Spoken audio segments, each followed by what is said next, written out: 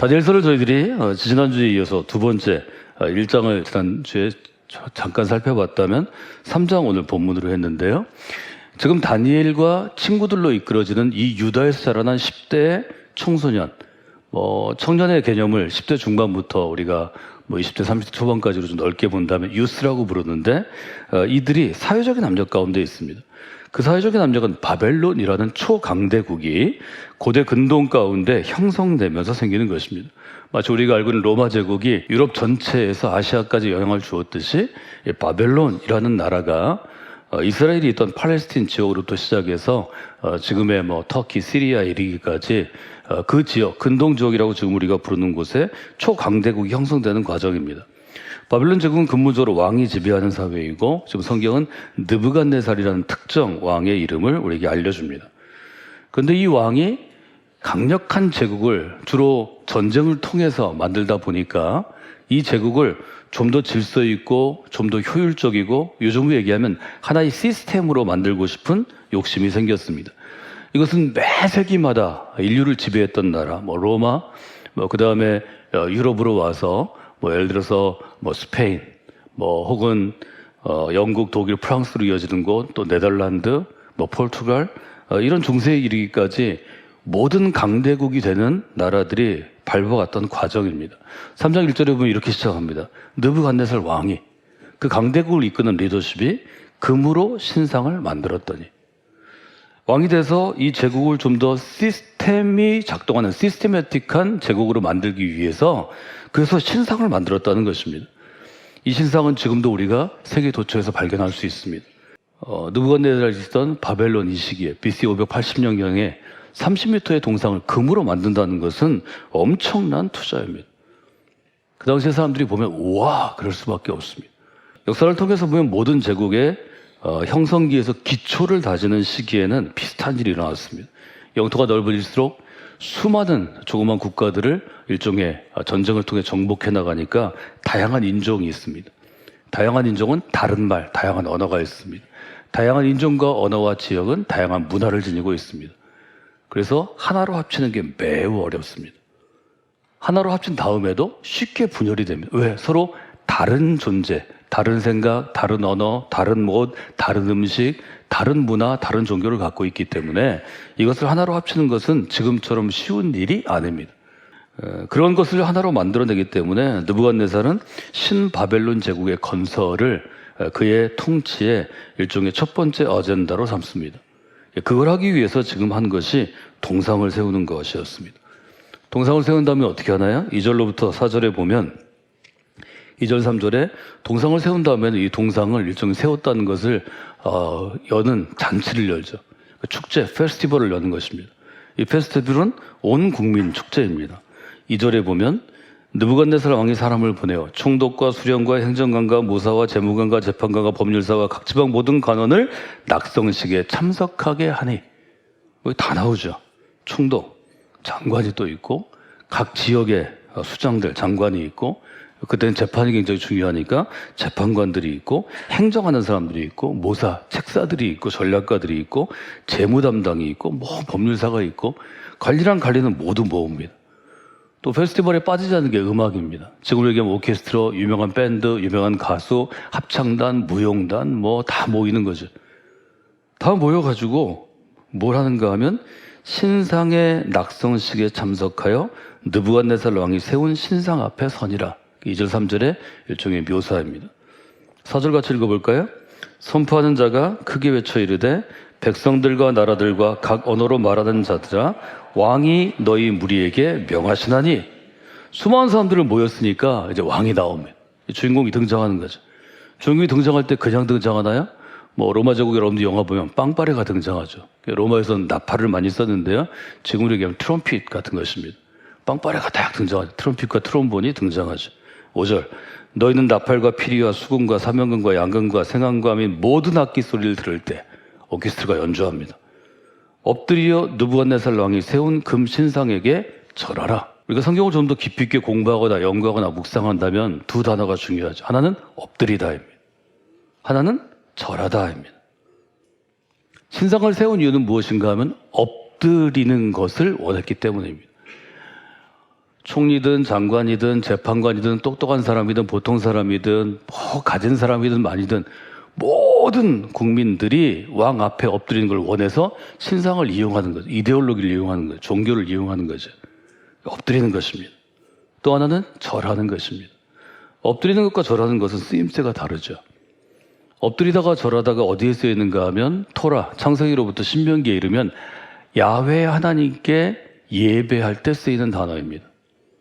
엎드리는 건 뭘 얘기하나요? 철저하게 내가 복종하겠다는 거죠. 엎드리는 것은 일종의 순종하고 복종하겠다는 의미입니다. 무릎 꿇다라는 말도 씁니다. 또 하나는 뭐냐면 절하는 거, 이건 다른 거죠. 엎드리는 것과 절하는 것이 다릅니다. 엎드리는 것과 절하는 것을 제일 잘 활용한 것이 저는 1930년대 우리 한국을 그 당시 용어를 하면 조선 사람들을 어렵게 했던 신사참배라고 생각합니다. 신사참배 사진을 제가 보여드리겠습니다. 초등학교부터 중학교, 고등학교 교복입혀서 다 모입니다. 지금 뭐 하고 있죠? 엎드려 있습니다. 엎드려서 뭘 하죠? 절합니다. 우리는 식민지를 경험했기 때문에 바벨론이 유다나 혹은 그 인근에 있는 수십 개의 조금조금한 국가들에게 했던 일을 그냥 알 수 있습니다. 신사참배는 지금까지도 한국교회에 큰 문제가 됩니다. 왜 그럴까요? 엎드리는 것은 복종을 의미하는 것입니다. 복종한 대상에 나는 노예가 되는 것입니다. 신하가 되는 것입니다. 소유가 되는 것입니다. 마치 우리가 하나님께 맹세하는 건 예수 그리스도께 맹세하는 것과 똑같은 관계. 야훼 하나님은 우리의 왕이시고 우리는 그의 소유입니다. 이게 시편의 고백입니다. 신명기의 고백입니다. 구약의 고백입니다. 이스라엘과 야훼 하나님의 관계입니다. 예수 그리스도는 우리의 주인이 되시고 우리는 그분의 노예입니다. 바울 서신의 고백입니다. 엎드리는 것은 곧 신앙의 대상이 되는 것입니다. 엎드린 사람에게 요구하는 것은 경배를 받는 대상, 즉 신적인 존재는 절할 것을 요구합니다. 절하는 것은 무엇인가요? 이것은 종교적인 믿음을 고백하는 것입니다. 엎드려 절하며 경배하세요. 우리 찬송에 너무 많이 나오잖아요. 우리 성탄 찬양할 때 늘 부르잖아요. 성삼위 찬양할 때 늘 부르잖아요. 신사참배를 생각하면 지금 바벨론의 느부갓네살이라는 바벨론의 왕이 지금 유다 청년들에게 혹은 그 시대 모든 자기의 일종의 정복지, 식민지 백성들에게 뭘 요구했는지를 우리가 볼 수 있습니다. 그 다음에 뭘 하나요? 엎드리지 않고 절하지 않으면 신사참배에 참여하지 않으면 어떡하죠? 투옥하죠. 붙잡아갑니다. 엎드리고 절할 때까지 고문합니다. 엎드리고 절할 때까지 감옥에 둡니다. 그래도 안 되면 옥에서 죽어갔죠. 이것은 강력한 통치를 의미합니다. 그래서 6절에 보면 협박하죠. 6절 한번 읽어볼까요? 누구든지 엎드려 절하지 아니하는 자는 즉시 맹렬히 타는 풀무불에 던져 넣으리라. 죽인다는 거죠. 이렇게 서슬퍼렇게 지금 예를 들어서 이날에 한 탁월한 리더가 생겨서 주변에 일본, 중국 혹은 이 아시아 전체를 정복하고 국가를 팽창시키고 뭐 정말 우길승천하는 기세를 갖고 있는데 한국 교회가 좀 문제가 있으니까 지금부터는 하나님 앞에 나를 좀 둬라. 나한테 먼저 절하고 그 다음 하나님께 가라. 이걸 거절할 수 있을까요? 여러분, 신앙은 간단한 문제가 아닙니다. 개인의 자유가 존중되는 민주주의 국가, 헌법의 종교의 자유가 허락된 우리와 같은 민주주의 국가에서는 이렇게 목숨을 걸 일은 없죠. 주일에 지금 교회 왔다고 여러분 내일 출근했을 때 직장에서 어제 교회 간 사람 다 손 들으세요. 교회 머문 시간 쓰세요. 앞으로 갈지 안 갈지 쓰세요. 진술서 쓰지 않습니다. 물론 코로나 때 우리가 썼죠. 한국 같은 자유민주주의 국가도 코로나 팬데믹과 같은 특정 기관의 특정 정권이 결정하면 여러분 직장에서 다 썼잖아요. 교회 갈 거예요? 안 갈 거예요? 학교도 다 조사했습니다. 헌법상으로 종교의 자유가 보호돼도 태국과 같은 상당히 자유로운 불교 국가에서도 사회적인 압력이 있습니다. 신앙생활을 하는 것, 목회자가 되는 것, 혹은 열심히 하는 것, 교회에서 무슨 선한 일을 하는 것, 인도 같은 힌디 국가에서도 불이익을 강요해야 됩니다. 방글라데시 같은 이슬람 국가에서는 가족에게 쫓겨납니다. 심지어는 가족이 죽이기도 합니다. 교회가 불타기도 합니다. 선교사들은 추방됩니다. 그리스도인들이 자기 가문을 지키기 위해서 배교한, 변절한 자기 아이를 죽이기도 합니다. 뭐 이게 지금 현실이라는 거죠. 우리나라는 어떻게 될까요? 한국 사회에서 앞으로 바른 신앙을 지킨다는 것이 이런 때가 오지 않을까요? 우린 자유민주주의 국가니까. 헌법이 종교의 자유를 보장하니까. 저는 그렇게 보지 않습니다. 제가 어린이 전도를 처음 시작했던 1981년 혹은 80년대부터 저희는 매일 학교에 들어가서 학교 밖에서 아이들을 수십 명, 수백 명 데리고 교인 수는 100명밖에 안 돼도 여름성학교를 300명씩 아이들을 데리고 했습니다. 저희 교회도 매주 전도했습니다. 그 수십 년간의 전통이 10여 년 전부터 여러 번 쫓겨나고 신고를 당하고 또 제가 경찰서에 신고를 대면 그것을 저나 담당 목사가 해명해야 되고 지금은 저희가 학교 안에 들어가 전도할 수 없습니다. 밖에서도 못합니다. 우리가 생각하고 준비해야 될 것은 우리의 미래입니다. 우리 믿는 여러분 가정에서 자라나도 우리 교회 같이 자녀들에게 특별한 관심과 사랑과 기대를 하는 교회에서 자라나도 이 아이들이 10대와 20대를 지내고 혼자 떨어져서 뭐 대학교에 다니고 대학원에 다니고 혼자 직장 생활하고 또 가정을 이루고 다른 도시에 살아갈 때 신앙생활을 할 수 있느냐? 자원해서 하겠느냐? 더 열심히 있고 헌신적인 신앙이 되겠느냐? 이 비율은 예측할 수 없다고 저는 봅니다. 한국에 잘 알려진 복음주의권의 존 화이트라는 그리스도인 책을 많이 쓴 저자가 있습니다. 이분은 이렇게 지적했는데요. 미국 교회와 한국 교회가 금신상을 숭배하는 만몬인데 사회 집단이 되어가고 있습니다. 서구식 자본주의의 사람들이 정신을 빼앗겨서 너무 변해가고 있습니다. 미국 교회가 가는 길을 한국 교회가 사실 따라갑니다. 돈을 너무 좋아합니다. 굳이 금으로 신상을 만들어서 또 달러로 신상을 만들어서 넣지 않아도 한국 사람의 판단의 우선순위 1위는 돈입니다. 우리 아이들도 똑같습니다. 1980년대 강남 개발이 본격화될 때 저는 1982년, 90년대까지 10년을 개포동에 살았습니다. 그때 강남 개발의 꽃이었습니다. 82년도 86년까지 매년 여름성경, 겨울성경학교를 했는데요. 아이들하고 할 때 제일 어려운 점이 뭐였냐면 믿는 부모들이 초등학교에 다니는 아이들에게 친구들이 놀러 오면 묻는 겁니다. 저희 교회가 있던 곳은 길 건너서 15평, 13평, 11평이 있는 주공 아파트의 상가였습니다. 건너편에 그때 막 개발된 민영 아파트 31평, 36평 있었습니다. 몇 평짜리 사냐고 아이들에게 계속 물어보는 겁니다. 그 다음에 놀지 말라고 그러는 겁니다. 이게 한 신문에서 다뤄서 사회 문제가 되었습니다. 오늘 10대 청소년들이 여름 사역을 마치고 함께한 자리인데요. 저는 토요일에는 감리교 청년대 우리 교단에서 하는 것을 저희 교회 또 남부연회가 주관해서 준비하고 1,000여 명의 청년들과 청소년들이 함께 모여서 귀한 시간을 가졌습니다. 저는 그날 집회에 앉아서 함께 찬양하고 또 기도하고 2007년부터 우리가 13년까지 했던 그 동마성과 함께 했던 뉴스 컨퍼런스의 여러 사역들을 기억하면서 기도문을 좀 써봤습니다. 오늘 결단의 기도입니다. 결단의 기도 한번 읽어볼까요? 새로운 일을 내시는 하나님, 우리에게 주신 청년들을 위하여 간구합니다. 세상의 압력을 이기지 못해서 머뭇거리고 주저할 때가 많이 있습니다. 고민하는 청년들이 믿음 위에 서도록 도우소서. 하나님의 기준을 붙잡고 용기 있게 세상의 흐름에 저항하게 하소서. 주님의 명령에 Yes, Jesus 하고 일어서게 하소서. 예수님의 이름으로 기도드립니다. 아이들이 사회적인 압력에 되게 10대 때 부딪힙니다. 친구들 또래 집단의 압력, 또 학교의 압력, 또 사회적인 어떤 노래, 또 뭐 영화, 드라마 이런 압력이 오는데요. 제가 제일 심하게 사회적인 압력을 받은 것은 1985년 가을이었습니다. 정확히는 6월 여름방학이 시작될 때부터 12월에 제가 근무할 직장을 정하던 대학교 4학년 마무리 시기였습니다. 그 당시에는 대학교 4학년 1학기에 뭐 직장을 구하는 것보다 여름부터 시작해서 가을까지가 구직 활동을 하는 시기였습니다. 당시에 뭐 한국은 랭킹을 잘 매기니까 10대 대기업 일정들을 다 저희가 확인하고 또 과외 온 추천서들을 받고 대기업들의 서류를 제출하고 입사 시험을 치르는 일을 매주 했습니다. 어떤 기업에 내가 채용이 되는지 또 그 기업에 여러 회사가 있는데 재벌들이니까 어떤 업무의 배치에 따라서 제 인생이 달라지는 중요한 시기이기도 했습니다. 한 군데, 두 군데, 세 군데, 네 군데, 10군데가 다 봤는데요. 채용 과정을 거치면서 문제가 되었던 것은 제가 나온 학교가 아니었습니다. 제 전공이 아니었습니다. 제 외모가 아니었습니다. 제가 갖고 있는 어떤 그 당시에 제가 23살이었는데 20대 초반의 청년으로서의 제 능력이 아니었습니다.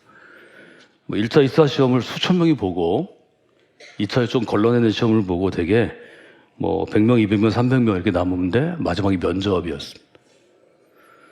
면접도 이제 2번 하기도 하고 1번 하기도 하는데 최종 면접은 재벌이니까 오너가 앉아있고 옆에 전무나 상무와 같은 임원들이 있고 인사 담당 이사들 혹은 인사부장이 있는 그런 면접관의 질문에 답하는 시간이었습니다. 질문은 대개 한 10개 정도 옵니다. 왜 우리 기업에 지원했습니까? 반드시 물어보죠. 직장 생활을 할 때 자기의 장점은 뭐라고 생각합니까? 또 일하고 싶은 분야는 어떤 겁니까? 저도 철저히 준비하고 또 얘기하는 것도 연습하고 친구들하고 다 해갔습니다. 되게 이제 한 5명 단위로 나눠서 많이 했는데요. 제가 첫 번째가 아닌 경우에 세 번째, 두 번째, 네 번째, 5번째일 경우에 제 앞선 동료들에게 똑같이 물어봅니다. 왜 우리 기업에 지원했어요? 직장생활 할 때 자기 장점이 뭐예요? 다 물어보는데 저한테 질문할 시간이 되면 일단 침묵이 흐릅니다. 그리고 한 사람이 얘기합니다. 아버지가 목사네요? 이제 이런 분은 이제 교회에 좀 부정적이거나 교회 다니지 않는 분이라고 저는 생각했습니다. 또 어떤 분은 조심스럽게 물어봅니다. 아버님이 목사님이시네요? 저는 집사나 권사나 장로나 교회 다니는 사람이라고 생각했습니다. 근데 저한테는 왜 우리 기업에 지원했는지, 직장생활 할 때 너의 장점은 뭔지, 우리 기업에 오기 위해서 얼마나 열심히 공부하거나 뭘 연습했는지 한마디도 안 물어봅니다. 저에게 묻는 것은 술 마실 수 있냐였습니다. 두 번째 있는 질문은 되게 그것이었는데요. 그때는 토요일로 늦게까지 일하는 때입니다. 일요일 날 나와서 일할 수 있어요? 일요일 날 출장 갈 수 있어요? 딱 2가지입니다. 이때가 그리스도인은 사회적인 압력에 처하는 때고 머뭇거리고 주저할 때입니다. 제가 저 또래나 저보다 앞선 70년대 학번들은 다 경험하셨을 겁니다. 철저한 군대 문화니까. 저는 결국 기업체를 떠나서 그래도 저 뽑아주겠다는 국가연구소에 들어갔습니다. 들어가서도 상황은 바뀌지 않았습니다.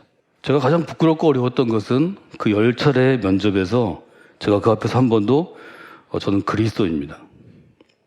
제가 술을 마실 수 있으나 먹지 않기로 결심했습니다. 술을 안 먹고도 나를 뽑을 수 있습니까? 용기 있게 했겠죠? 아니요, 한 번도 못했습니다. 할 수가 없는 상황입니다. 할 수 없는 분위기입니다. 저는 여러분도 똑같을 거라고 봅니다. 간단한 거 아닙니다. 한국 교회에서 크는 남자들은 군대 가서 그 과정 철저하게 하고요. 제 동생들은 엄청 두드러 맞았답니다. 직장에서 하고요. 여러분 이건 뭘 얘기하는 건가요? 저는 그 당시에 참담한 일을 혹시 나중에 제가 제 삶을 마무리할 때 기록을 남기려면 쓰기 위해서 이렇게 메모해놨습니다. 저에게는 1985년 준비한 답변을 이야기할 기회가 한 번도 주어지지 않았습니다. 그 이유는 그때는 별걸 다 써야 되는데 아버지 난에 목사라고 쓰기도 했고 성직자라고 쓰기도 했고 종교인이라고 쓰기도 했습니다. 몇 번은 아예 무직이라고 쓸까도 생각해 봤습니다. 그럼 그런 질문은 안 할 테니까. 자기 아버님은 이런 분이었습니다. 귀한 삶을 사시는 분이었습니다. 정직한 분이었습니다. 근데 그해 가을에 제 앞길에 장애가 된다는 걸 제가 알았습니다. 제가 목회자가 되기로 결심한 게 그 이후로도 5년을 고생했는데요. 그건 제가 결혼하고 가정을 가졌을 때 제 아이에게 제가 장애가 되는 게 한국 사회에서 전 너무 싫었습니다. 지금 어쩌면 제 아이들에게 앞으로 10년, 20년 동안 똑같은 일이 있을 때 제가 장애가 될 수도 있겠습니다. 그러나 그 6달의 고민을 통해서 저는 어린아이로 있던 그저 열심히 있고 목회자가 될 수 있다는 가능성을 가지고 살아가던 열정적인 청년에서 조금 더 큰 어른 그리스도인이 되었습니다. 껍질을 많이 벗었습니다. 하나님의 청년으로 자라기 위해서 노력했습니다. 여러분, 사회적인 압력에 우리 10대 아이들, 20대 아이들이 있을 때는 머뭇거리고 주저합니다. 교회가 도움이 돼야 합니다. 부모가 도움이 돼야 합니다. 많은 부모들이 이렇게 얘기할 겁니다. 야, 나도 그때 어려웠어. 적당히 술 먹고 적당하게 하자는 대로 해서 여기까지 오면 그게 다 할 수 있어. 신앙생활도 하고 그렇게 할 수 있어. 이렇게 할 수도 있겠죠. 아니면 끝까지 그 흐름에 저항하거나 놓으라고 했던 분들은 얘기할 수 있죠. 야, 놓으라고 하면서도 여기까지 올 수 있어. 굶어 죽진 않아. 저는 그래서 이렇게 여러분들이 아이들을 위해서 기도해 줬으면 좋겠습니다. 하나님, 세상의 압력이 너무 무겁습니다. 제가 너무 머뭇거리고 있고 주저합니다. 저를 좀 도와주시길 원합니다. 제게 믿음 좀 주시기를 원합니다. 제가 믿음 위에 서도록 좀 도와주시기를 원합니다. 전 다니엘의 기도가 그런 의미가 있다고 생각합니다. 바울은 고린도 교인들을 향해서 이렇게 고백합니다. 내가 어릴 때는 말하는 게 어린아이 같았다. 깨닫는 것도 어린아이처럼 아주 적게 깨달았다. 생각하는 것도 어린아이 같다. 그런데 예수 그리스도를 통해서 옛사람이 옷을 버리고 새사람을 입고 장성한 사람, 성숙한 어른스러운 그리스도인이 된 다음에 어린아이를 버렸다. 여러분들에게 이 과정이 반드시 필요합니다. 다니엘의 저항과 용기에 대해서 여러 가지 얘기하지만 저는 간단한 게 아니라고 생각합니다. 12절에 보면 이 다니엘을 고발합니다. 아마 시기했겠죠. 정직하고 성실한 유다 사람들이 본국의 바벨론 청년들을 이겼을 때 누가 그냥 두겠어요? 여러분, 이런 공격을 그리스도는 대비해야 합니다. 그러나 왕은 이 청년들이 너무 아까웠습니다. 자기가 전 식민지에서 데리고 온 젊은 아이들 중에 똑똑하고 정직하고 신실했습니다. 그래서 회유합니다. 14절에 보면 야야, 너희들이 금신상에게 절하지 않은 거 그 진짜냐? 15절 보면 이제라도 너희가 준비했다가 모든 오케스트라가 나오면 신상 앞에 절하면 얼마나 좋으냐. 회유하는 거거든요. 이런 순간이 여러분에게 자주 옵니다. 우리 아이들에게도 자주 옵니다. 어떻게 해야 될까요? 저는 2차 대전에 2차 세계전쟁을 일으킨 히틀러에 저항했던 독일의 그리스도인 본헤퍼가 이것을 복종과 항거라고 했습니다. 항거란 말을 요즘에 잘 쓰지 않기 때문에 저항이라고 바꾸겠습니다. 하나님의 사람으로 살아가려면, 하나님께 복종하려면 불의한 세상에 저항할 줄 알아야 합니다. 복종한다는 것은 곧 하나님께 순종하는 것이니까 저는 믿음이라고 꼭 해석하고 싶습니다. 저항 혹은 항거한다는 것은 세상에 저항하는 것이기 때문에 사실은 용기가 있어야 합니다. 믿음만으로 되는 게 아니라 믿음이 주는 용기가 있어야 합니다. 그래서 아주 유명한 구절이 탄생한 거죠. 청년들이 얘기합니다. 왕이여, 우리가 이 일에 대해서 왕에게 대답할 필요가 없습니다. 우리가 섬기는 하나님이 계신다면 우리를 풀무불 가운데서도 건져내실 거고 왕의 손에서도 건지실 것입니다. 그리고 어떤 뜻이 있어서 건져내시지 않을 수 있는데 뭐 그렇다고 해도 우리는 왕의 사람이 아니고 왕의 신상에게 절하지도 않겠습니다.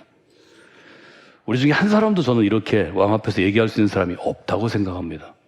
제가 할 수 없었기 때문에, 하지 못했기 때문에 저는 여러분도 쉬운 게 아니란 걸 압니다. 우리가 자라는 이 수많은 아이들, 지난 30년 동안 제가 길러낸 아이들이 뭐 이렇게 하리라고 생각하지 않습니다. 계속 실패할 거고 하나님에 대해서 미안한 결정을 할 거고 또 거짓말도 할 것입니다. 그러나 그래도 믿음으로 버텨내고 교회 공동체가 계속해서 기도하고 또 살아가면 좀 더 견뎌서 어린이 되면 이런 믿음을 지키려는 아이들에게 여백을 줄 수 있고 여지를 줄 수 있는 역할을 할 수 있습니다. 두 가지를 여러분이 기억하시면 좋겠습니다. 첫 번째인데요. 저를 따라서 할까요? 하나님의 청년은 세상의 헛된 것에 목숨을 걸지 않습니다. 여러분 자신에 대해서 고백할 때는 하나님의 사람은 그렇게 하시면 좋겠습니다. 두 번째는 세상의 헛된 것에 목숨을 걸지 않으려고 살아가면, 정말 노력하면 1년이 아니라 10년, 10년이 아니라 평생을 노력하면 주님의 명령에 주님하고 일어설 수 있는 사람으로 변화됩니다. 반드시 그런 때가 옵니다. 여러분 자녀들을 위해서, 또 우리에게서 크는 우리 10대 아이들과 20대의 청소년과 청년을 위해서, 여러분 자신을 위해서 한번 기도하시면 하나님께서 여러분에게 또 다른 귀한 교훈과 또 깨달음을 주시리라 이렇게 믿습니다.